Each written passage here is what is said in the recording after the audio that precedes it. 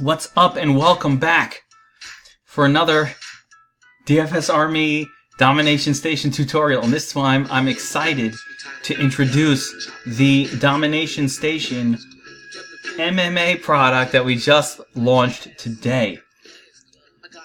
Super excited about this. So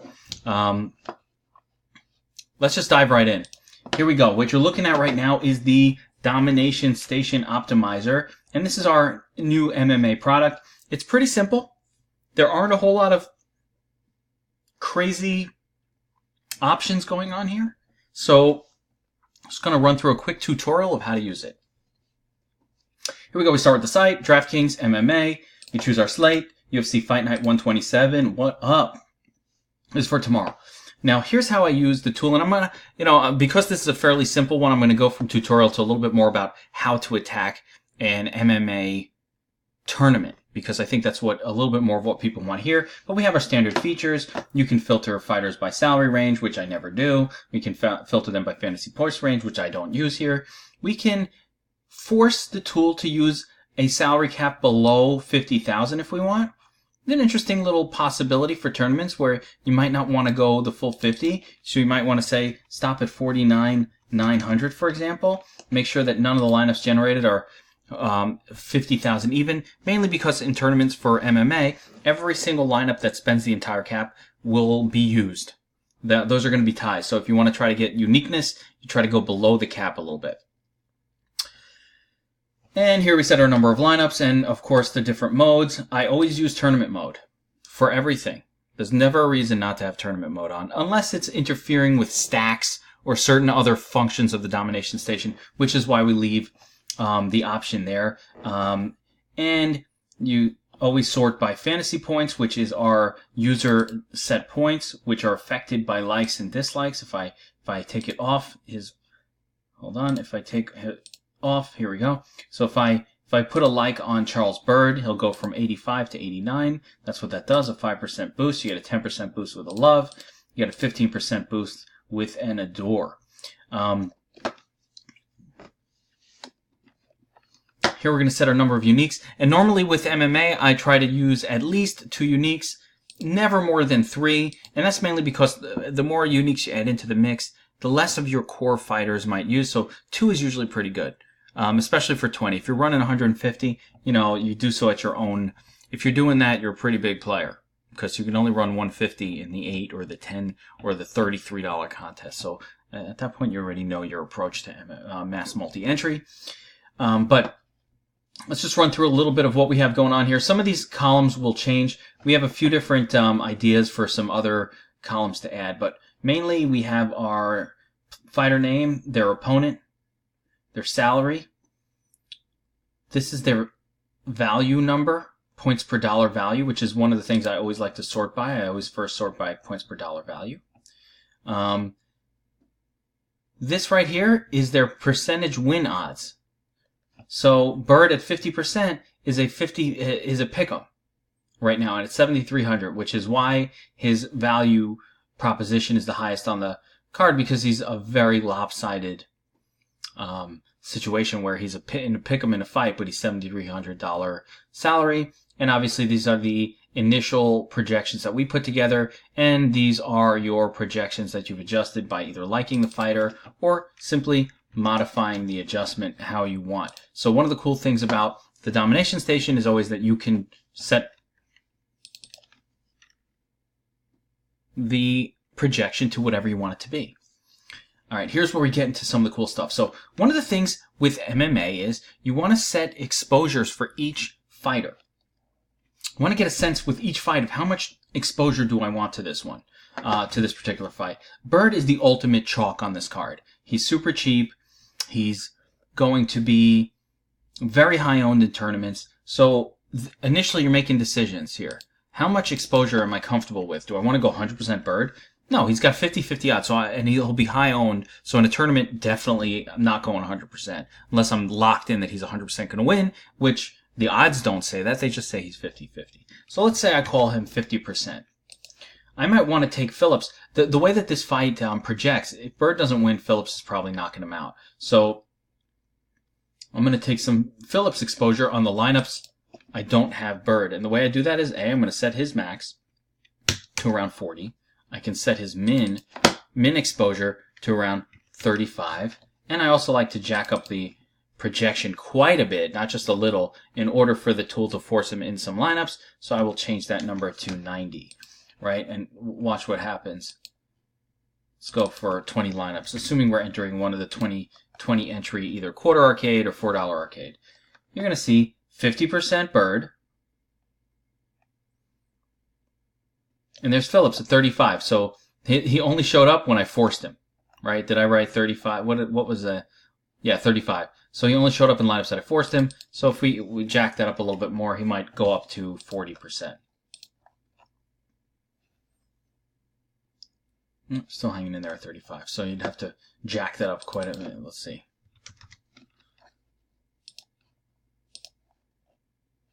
See if I can get him to 40. No.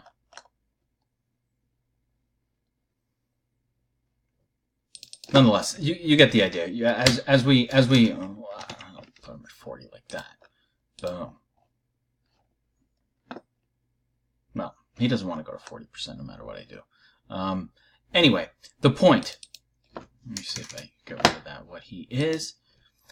This is how you're going to set your exposures. You're going to use the exposure max and the exposure min columns. So let's say some guy's not showing up, but he's a punt. Right? And I prefer actually sorting these by salary, so you can get a sense of this even better. Like Denny Henry, he's got a low thing, and you know I want to make he's the cheapest guy in the card, but I always like to play the cheapest guy in the card, so I might raise up his projection. My favorite way to get exposure to a fighter isn't so much raising up the min salary. I like to raise up the projection. So let's say I go to 60, and then I make a decision. How much exposure do I want to this guy? 15%. Okay, how about this other guy, Terrion Ware? Another one I just talked about him. I'll take him at 15% also. Give him a chance to win. Paul Craig, I don't like. I don't want any exposure to him. But Jan Blachowicz, I like a little bit. So again, I might go to 60 also, and I'll go 18% on this guy. So it's starting to build up a little bit of a, what you want to do is look for fighters that you don't want to use. Get them out completely, or set their max exposure setting very low so you only have very small share. The idea with attacking a tournament like this is you're going to get exposure to a bunch of different fighters and try to find that perfect mix. And you're going to do high exposure to the ones you love. I'll slap a love on Dmitry Savanovsky. I'll slap a love on my man Magomed Ankalaev. I want 100% exposure, I think, to this guy. So we run it, and let's see how much exposure we've got. All right, Dmitry and Magomed, there we go. 95, 85. Yeah, I like that. Now, Volkov is showing up at 70 right now, with Radum showing up at 30. Reason being, Volkov represents what is an unusually solid value play versus the rest of this card. If you look at his odds, that's what it shows. Here's our research station, which I always keep open as I'm going. And this gives you our projections. Not just that, though. It gives you the values for each fighter. It gives you the line movement. It gives you his chances of winning or losing. So, when you look down here, like Paul Craig, yeah, no. No. Right? You look at some of these guys, okay. He's got at least some chance. I mean, it's been going against him, and I like Hakeem, but whatever. Actually, the line value's actually been moving back towards Henry a little bit. So this is your numbers. We look at the line movement. Line has been moving towards Volkov. Green, good for the fighter. Red, generally bad for the fighter. And Hakapress getting some movement towards him. He's one of the better values on the slate here for 8,300. So anyway, it's pretty simple stuff. Set your exposures. Figure out who you want a lot of shares of. Figure out who you want to fade. Force the percentages into your lineup. And a couple things I want to say. Do not even look at what these projections are. It's irrelevant. What I will say, though, in a be careful note is if you jack up projections on lower cost fighters, they're going to start showing up in lineups above other guys that are more expensive than they are. So like when I change these two to 60, a lot of these other punts are below 60. So the tool will default to those guys over some of these other guys. So you have to make sure of who you want exposure to. Like I like Blankowitz better than these other guys, so I'm going to go a little bit higher, try to force him in there a little bit more often, let's say, right? I think Blankowitz is actually going to win his fight. And Sabota, okay, I don't mind him, but, you know, he's not my favorite. But you get the idea. If you're going more expensive than one fighter, you've got to raise up the price. And again, we're going to look at the distribution, run it. I don't want so much Volkov, okay? What do I got to do? I'm going to set him to 35%, which is about as much as I want of Volkov in tournaments. Go back to it, 35%. Hey, it's like magic, right? I got Phillips at 40% where I want him now. I got Ray. Ray I don't really like, so I'm going to take him out of my pool completely. Just looking through some of the pool here to figure out where I can make moves. I might want a little more of this guy, 83. Okay, I might want a little more of Duquesnoy, 81. You know what I'm saying? Like, you can make these adjustments right here in this exposure box, jack up the projection, see what happens. Run it again. All right. You know, take a look. Sabota, that's way more Sabota than I'm comfortable with. So I want to go down to 15% here. Let's see what happens there. At some point, if you put too many restrictions, and let me just show you that, only 18 teams. So you start to lose the ability to actually make enough lineups. So you have to watch how much restrictions you're putting on the tool, who you're letting it use, just to make sure you're going to have enough space to put in all these lineups. But that's your basic. When you're done, hit all, download. Screen will pop up. Name it. Fight DK MMA Fight Night 127. You click save. Then you go to Draftkings to the lineup upload tool and you upload them. So that's your basic how to use the DFS Army Domination Station Optimizer when attacking the MMA tool that we just built.